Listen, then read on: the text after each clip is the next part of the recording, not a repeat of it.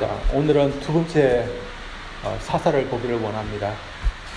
두 번째를 사사를 하나님께서 세우셨다는 것은 그들이 첫 번째 사사 후에 또 범죄했다는 것을 의미합니다. 하나님은 이스라엘 백성들이 하나님 대신에 바알과 아세라를 섬기는 범죄를 행했을 때 주변에 있는 주민들을 민족들을 들어서 징계하셨습니다. 하나님을 섬기지 않고 다른 것을 섬기는 결과가 무엇인지 주변 민족들에 의해서 시달리게 하심으로 깨닫게 하셨습니다. 첫 번째, 하나님께서 들어서 이스라엘 자손들을 징계하신 민족은 그 왕은 메소포타미아 왕이었던 왕과 그 민족이었습니다. 그리고 두 번째 민족은 모압 민족이었습니다. 모압 민족은 이스라엘의 형제 국가로 하셨습니다. 모압의 조상은 롯입니다. 아브라함의 조카였던 롯이었습니다. 아브라함과 조카 롯 사이가 얼마나 가까웠습니까? 그런데 그들의 후손이었던 이스라엘인들과 모압인들은 그렇지 않았습니다. 이스라엘인들이 출애굽하여서 가나안 땅으로 갈 때 모압의 땅을 지나갈 때 모압의 왕이었던 발락이 주술사 발람을 불러서 그들을 저주하려고 했습니다. 발람은 모압 왕의 원대로 하지 않고 그들을 축복해 줬습니다. 그때는 하나님께서 저주만도 하지 못하도록 그들을 보호해 주시고 그들과 함께 해 주십니다. 그러나 지금은 하나님의 이 모압을 들어서 범죄한 이스라엘 자손들을 시실하자 모압이 강성해졌습니다.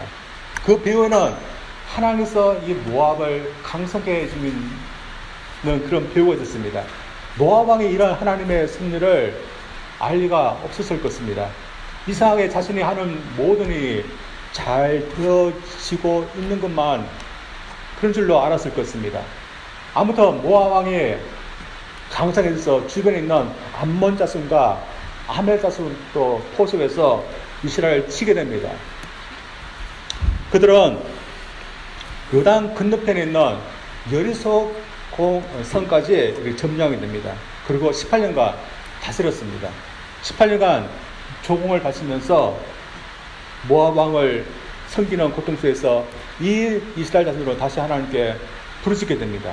이때 하나님의 한 구단을 또 세우십니다. 그가 바로 두 번째 사사인 에웃입니다.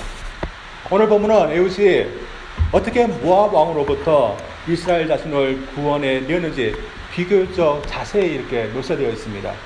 그러나 첫 번째 사사였던 온넬과 달리 영웅담 같은 것은 없습니다. 하나님의 영이 에웃에게 임하여서 그가 능력있게 되어서 사람들이 그를 따르는 일들이 일어나야 하는데 에웃에게는 그런 일들이 일어나지 않았습니다. 하나님의 이스라엘 자손들을 위해 한 구원자를 세웠다는 것만 나올 뿐입니다. 그리고 그 뒤에는 에웃이 혼자서 모압 왕을 처단하는 그런 이야기가 나옵니다. 좀 더 자세히 이야기하자면 에웃은 이스라엘 민족을 대표해서 모압 왕에게 조공을 바치던 사람이었습니다. 조공을 바치러 가던 날 다른 이들같이 그는 다시 모압 왕에게 돌아와서 왕에게 은밀하게 들을 것이 있다. 그렇게 말했습니다. 모압 왕은 그 은밀한 것에 자신에게 주는 어떤 은밀한 선물, 뇌물 그런 것으로 생각하고 주변에 있는 경호원들, 신하들을 다 밖으로 내보냈습니다. 어떻게 보면 모압 왕을 속인 것입니다. 그가 모압 왕에게 주고자 했던 그 은밀한 것은 선물이 아니라 그를 죽이는 칼이었습니다.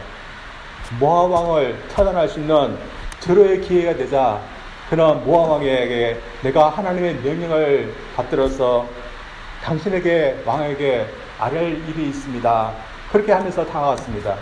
모압 왕은 신이 특별히 자신에게 하사하는 그런 어떤 특별한 말이 있는 줄 알고 이 왕자에서 일었습니다. 그 순간 에웃이 칼을 꺼내서 그를 처단하게 됩니다. 그리고 그는 문을 잠그고 도망칩니다.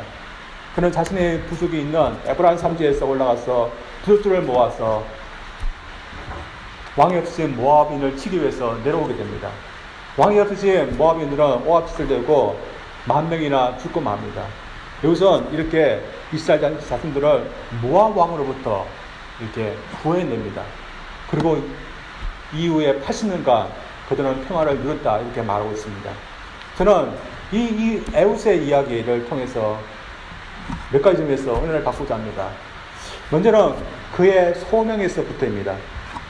에웃은 하나님이 구원자로 세워졌습니다. 그래서 그를 통해서 이스라엘 자손들은 모압의 그런 압제로부터 구출될 수 있었습니다. 그래서 하나님이 그를 구원자로 세워주시면 초자연적인 어떤 능력이 그에게 임하여야 할 것입니다. 하나님의 능력을 받은 강한 용사로서 이 모압인들을 물리쳐야 할 것입니다. 그러나 오늘 본문에 나와 있는 이 에웃의 모습은 그렇지 않습니다. 하나님의 능력이 특별히 그에게 임하지는 않은 것 같습니다. 그런 평상시와 같았습니다. 그런 당시에 해야 할 일을 이런 모압 왕에게 조공을 바치는 일이었습니다. 하나님으로부터 구원자로 불러받았지만 현실은 같았습니다. 전처럼 하고 싶지 않은 일을 그는 해야 했습니다.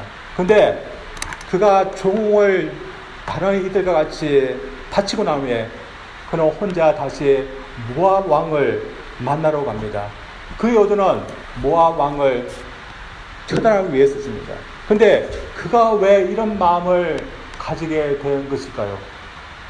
그 하나님께서 자신을 들어서 민족을 구하라고 하는 그런 마음이 그에게 있었기 때문입니다. 우리는 모르지만 하나님께서 그에게 어떤 부담감, 그런 마음을 주었을 것입니다. 그러나 하나님이 환상 중에 그에게 나타나거나 아니면 천사가 나타나거나 아니면 하나님의 영이 그에게 강하게 임하였다, 그런 말은 나오지 않습니다. 단지 하나님께서 그에게 민족을 구하고 싶은 그런 마음, 그런 부담감을, 그런 마음을 그에게 주신 것 같습니다. 그러면 보통 사람은 어떻습니까? 하나님께서 그에게 그런 마음을 주지만 그런 마음을 무시할 수 있거나 아니면 상황이 어려워지면 그 마음을 버릴 수가 있는 것입니다. 이 에웃도 당시 그랬습니다. 에웃은 하나님으로부터 그런 마음을 받았지만 그는 홀로 모압 왕을 싸워야 했습니다. 모압 왕에는 많은 국민들이 있었고 또한 군사들이 있었습니다. 그들을 어떻게 처리하고 모압 왕을 처단할 수 있을까 만만치 않은 그런 일이었습니다.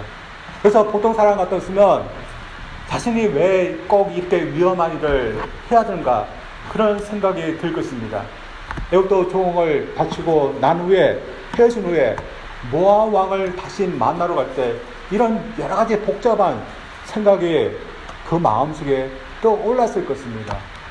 그가 가야 될지 말아야 될지 우리는 알지 못하지만, 그러나 그의 모습을 보면 이런 마음을 이겨내고 하나님의 주신 마음을 따릅니다.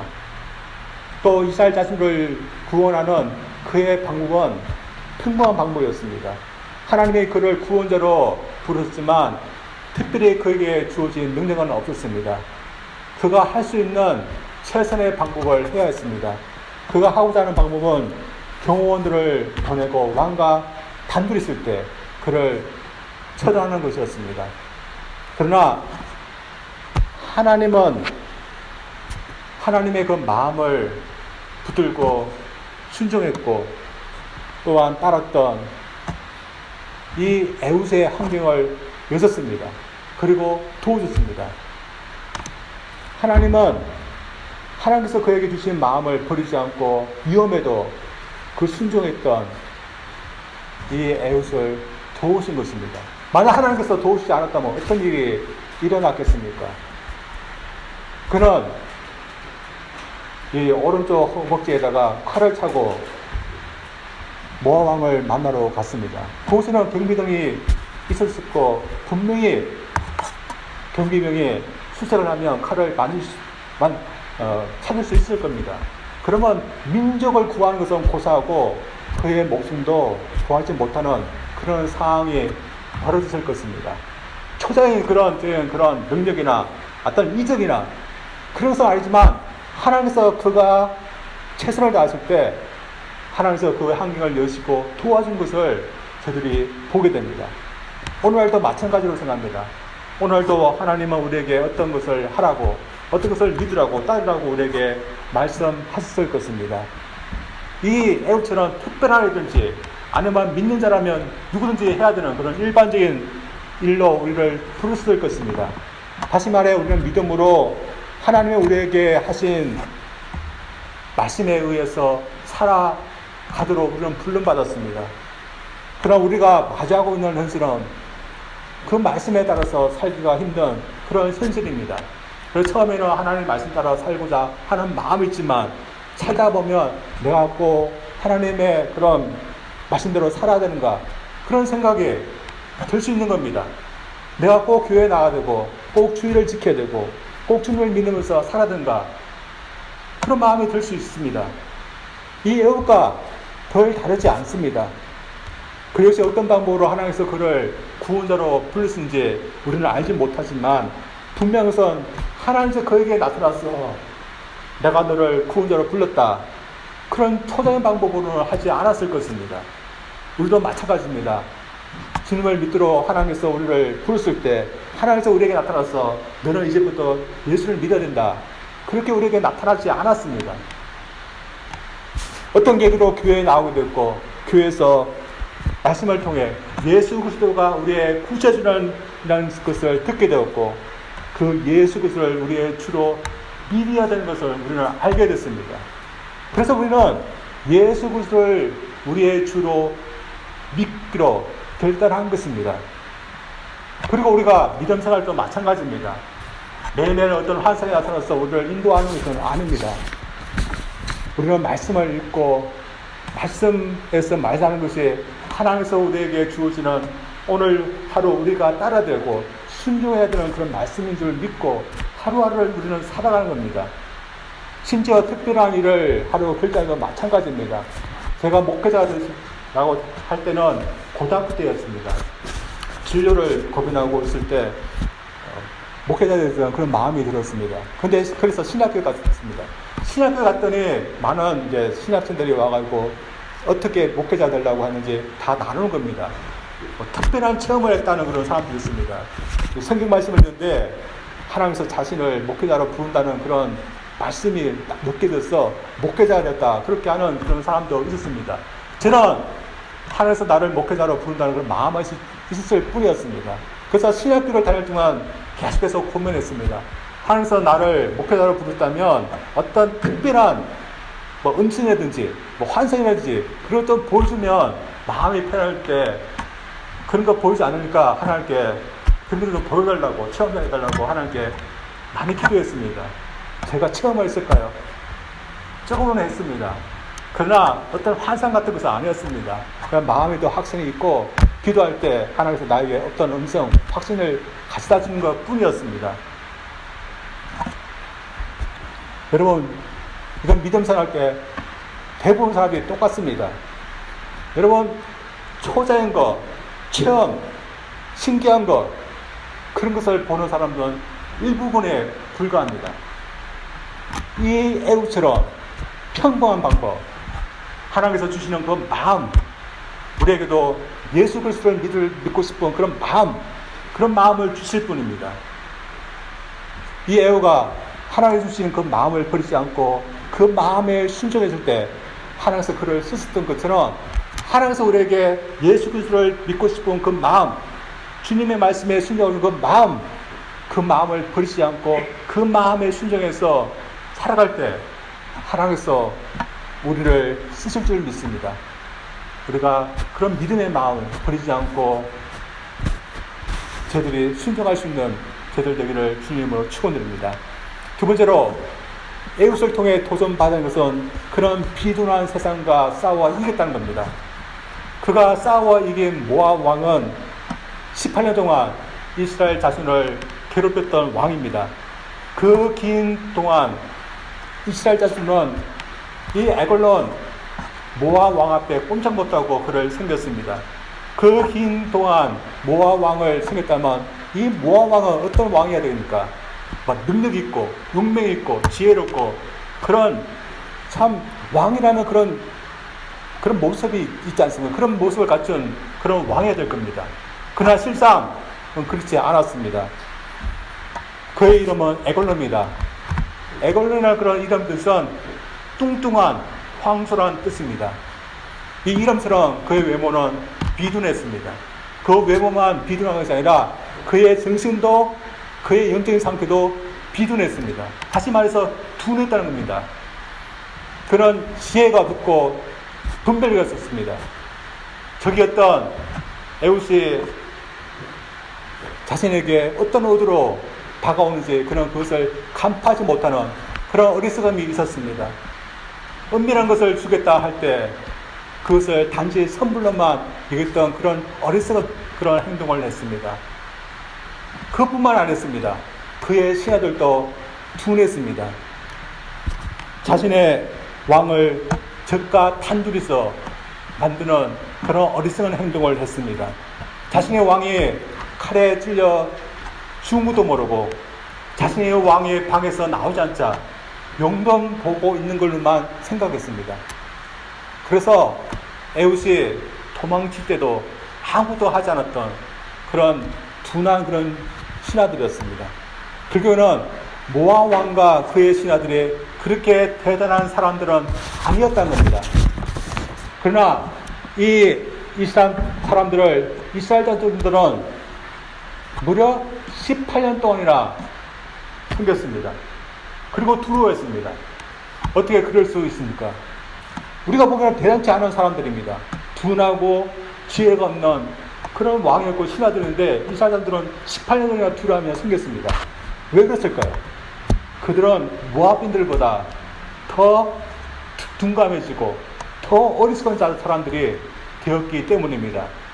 우리는 왜 이스라엘 사람들이 그렇게 약해지고 또한 둔해진지 우리는 알고 있습니다. 그들이 하나님을 떠나 범죄하였기 때문입니다. 범죄가 그들로 하여금 영적으로 둔감하게 만들었습니다. 그들이 두려워하고 섬겨야 하는 분은 하나님이십니다. 하나님께서 그들에게 은혜를 베푸셔서 가나안 땅까지 인도하시고 그 땅을 그들에게 주셨습니다. 그래서 그들은 하나님을 섬겨야 됐습니다. 그러나 그들은 영적으로 둔감해졌고 분별을 잃었습니다. 그래서 그들은 어떤 분이 그들에게 은혜를 주시는지 어떤 분을 그들이 믿고 섬겨야될지 그것을 분별하지 못해서 그들은 섬겨야 될 분은 섬기지 않고 섬기지 말아야 될 것은 섬기게 됐습니다. 그래서 하나님을 두려워하고 하나님의 말씀이라면 두려워하고 섬겨야 되는데 오히려 그들은 모압 왕을 두려워하며 섬겼습니다. 오늘 저희들도 분별력이 필요하고 영적인 지혜가 필요합니다. 어떤 강도가 한 시카고의 한 집안에 건축을 가지고 들어왔습니다. 건축이 왜 강도가 보통 뭐 때문에 들어올까요? 빼앗기 위해서입니다. 근데 이 강도는 들어와서 건축으로 식구들을 위협해서 소파에 다 앉겠습니다. 그리고 자신의 이름이 무엇인지 그들에게 알려줬습니다. 10번이나 자신의 이름, 나는 죽는 거다. 10번이나 이렇게 외쳤습니다. 그리고 또 식구들에게 자신의 이름을 따라 부르게 했습니다. 한참을 강도가 하라고 하는 대로 하다가 그 식구의 아버지는 그런 사람이 우리는 당신 이름이 들리는 거라는 것을 이제 잘 알고 있는데 이제 여기서 할 일이 없으면 여기 샌드위치 빵과 땅콩잼이 있으니 이거나 먹고 가라고 했습니다. 근데 이 강도가 웃깁니다. 그 말을 듣고서 빵을 발라먹고서 만족스러워하며 집을 나갔답니다. 여러분 이 강도 모습 웃기지 않습니까? 자신이 강도가 돼서 왜 이 집에 왔는지 그것을 잊었습니다. 분명히 자신의 이름이나 알리고 그리고 땅콩잼이나 먹으려고 들어온 것은 아니었을 것입니다. 강도도 분별력을 잃으면 어리석게 됩니다. 이 세대도 마찬가지입니다. 오늘날 수많은 사람들이 영적으로 둔감한 채 살아가고 있습니다. 둔감해서 무엇을 섬겨야 되고 무엇을 믿고 무엇을 따라야 될지 모릅니다. 오늘날 사람들이 지혜롭다고 말합니다. 그러나 옛날 사람들과 똑같습니다. 옛날 사람들은 하나님 대신에 돌과 나무로 만드는 우상을 믿고 섬겼다면 오늘날 사람들은 하나님 대신에 믿고 섬기는 또 다른 우상들이 또 있습니다. 주님을 믿는 사람들도 그럴 수 있습니다. 어떤 사람이 부산의 부산역 강장을 지나는데 대형 스크린을 하고서 전도를 하는 사람들을 만났답니다. 전도를 하면 대부분 교회에서 나오는데 이 사람들도 교회에서 나왔습니다. 그러면 전도지를 만들어서 누구에 대해서 이게 소개될까요? 예수 그리스도가 복음이라고 이렇게 소개될 겁니다. 근데 이 사람들이 만들어서 주는 전도지 보니까 예수 그리스도의 복음이 아니라 어떤 기도원 원장의 신통력이 있다는 것에 대해서 적혀졌습니다.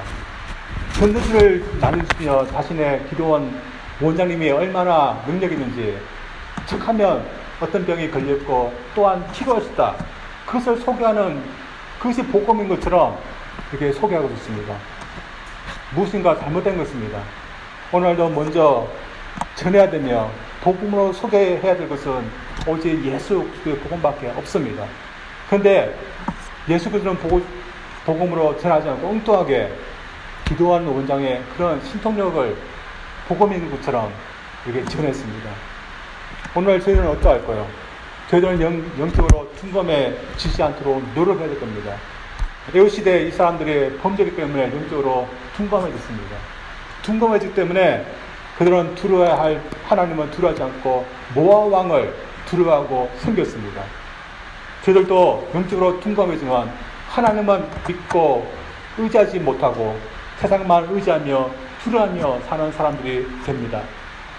사실 세상에 호락호락하지 않습니다. 그래서 대충대충 살 수 없습니다.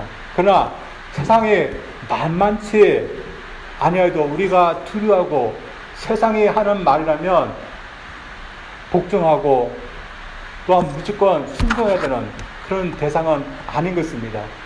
이것은 에우사 사자시대에 모압 왕 에글론이 만만치 않았던 것과 똑같습니다. 그러나 그 왕이 만만치 않았던 왕이었지만 무조건 복종하고 따를 만한 그런 위인은 아니었습니다. 이길 수 있는 왕이었고 또한 도전할 수 있는 왕이었습니다. 그러나 세상의 문화에 동화되면서 자신도 세상으로 이렇게 비대해져서 하나님에 대해서 무감각하고 둔감해진 사람은 결코 세상에 대해서 도전할 수 없고 세상으로부터 나올 수가 없습니다. 우리가 잘 알고 있는 비유가 있습니다. 어떤 한 실험자가 개구리를 갖고 시험했습니다.